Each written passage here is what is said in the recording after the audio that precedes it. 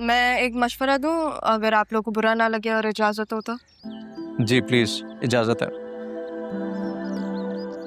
हमारे इदारे ने हाउसिंग स्कीम के लिए सिर्फ एनओसी लिया और प्री लॉन्च फेज में भी हम लोगों ने एक टोकन लिया था, एडवांस पेमेंट नहीं ली थी ताकि ज़मान ग्रुप का एतबार हमारे साथ बरकरार रहे। ये तो बहुत गैर मामूली एहतियात है। क्या ये आपका फैसला है? नहीं, ये तो राहा का ही आइडिया था।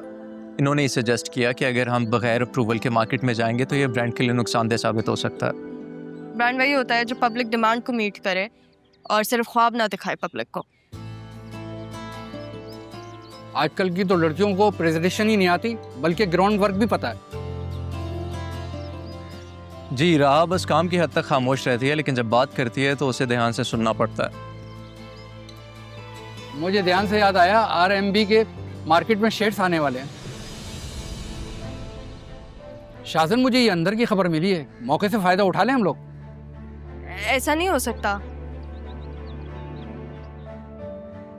मेरा मतलब आप लोग वो शेयर्स मत लें और प्लीज किसी और को भी खबर ना पड़ने दें। आप ये अच्छा मौका क्यों गंवाना चाहती हैं? फैसले दिल से नहीं, दिमाग से किए जाते हैं। सर, मैं आपको जज्बात से नहीं कह रही, मैं आपको अपनी ऑब्जर्वेशन से कह रही हूँ। आरएनबी ग्रुप में ओनरशिप की डिस्प्यूट है और ये शेयर्स एक स्कैम भी हो सकता है। How do you know that? ये बात तो हमारी सोर्स ने भी नहीं बताई। आप लोग मेरी बात का एतबार करें, मैं आप लोग को रिपोर्ट बना के दूंगी, लेकिन प्लीज अभी के लिए आप लोग वो शेयर्स ना खरीदें। इसलिए अगर आप कह रही हैं तो हम आपकी बात पे यकीन कर लेते हैं। सर, मैं 2 मिनट में आऊँ? या श्योर।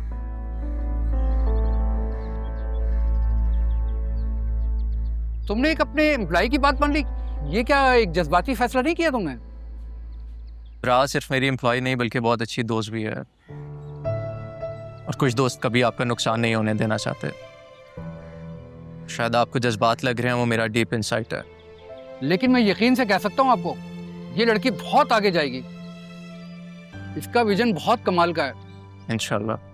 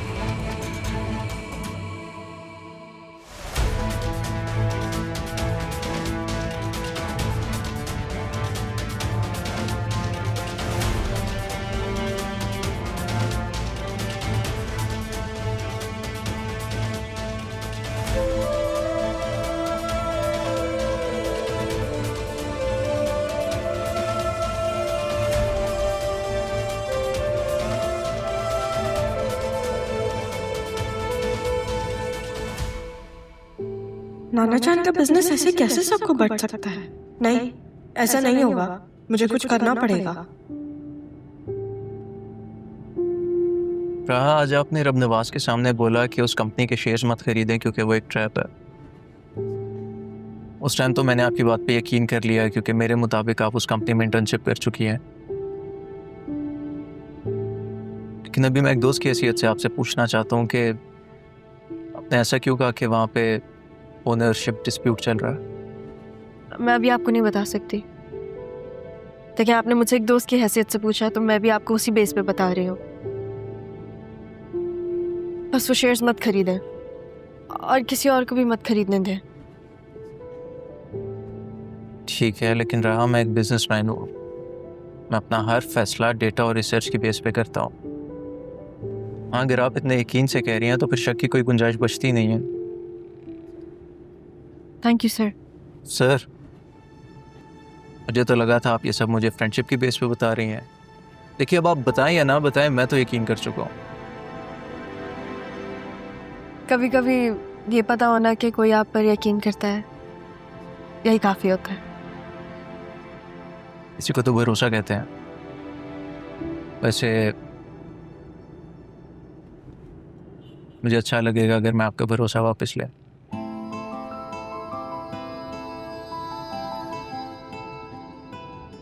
वैसे आज का टेक अवे ये था कि बिजनेस में दूसरे की बात भी पहले सुन लेनी चाहिए। Miss honest. आप मुझे कोई और नाम दे दें।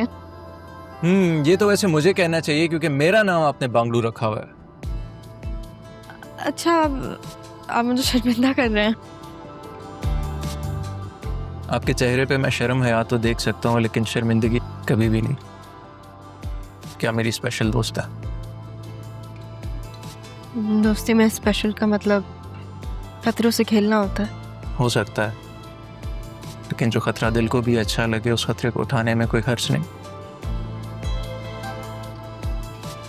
मेरा घर ना रास्ते में ही आता है।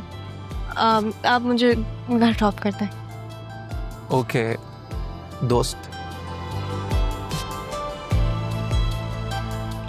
मैंने जान के मारिया को कुछ दिन रुकने का कहा था ताकि इस केस के बारे में मैं मज़ीद मालूमात हासिल कर लूँ। अच्छा, तो फिर क्या पता लगा?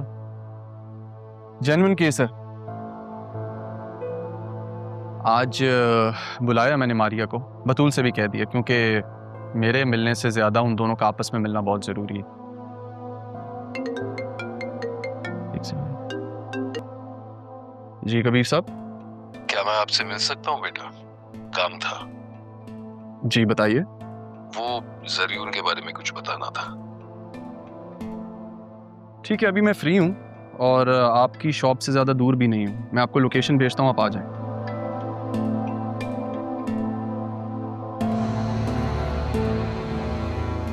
खैर, तो मैं यही सोच रहा था कि अब ये केस जो है ब्रो सीरियस हो गया, क्योंकि केस जेन्युइन है और मुझे चीज़ों का पता लग गया। सही है।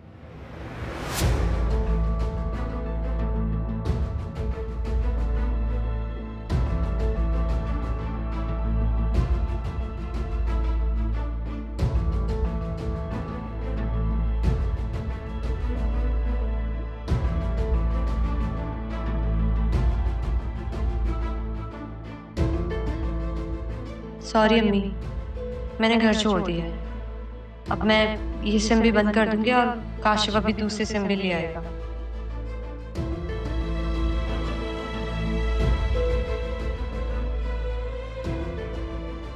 हेलो काशिफ, कहाँ पे हो तुम?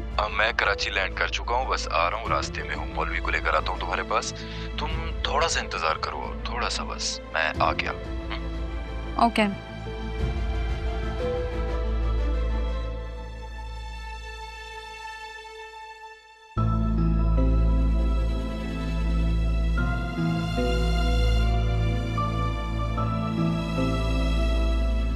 भाई ये सारी बातें तो हो गई एक तरफ, ये बता शादी का क्या सीन है?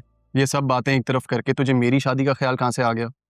बस यार, तेरी भाभी है ना, वो हमेशा पूछती रहती है कि अरमान भाई का इरादा बदला कि नहीं, और तो और वो अपनी बहन को भी यहाँ लाने का सोच रही है। फिक्र मत करना, भाभी से कहना मैं खुद आऊंगा उनसे मिलने और आके खुद मना करूंगा। थोड़ा सा नाराज होंगी, समझा देना।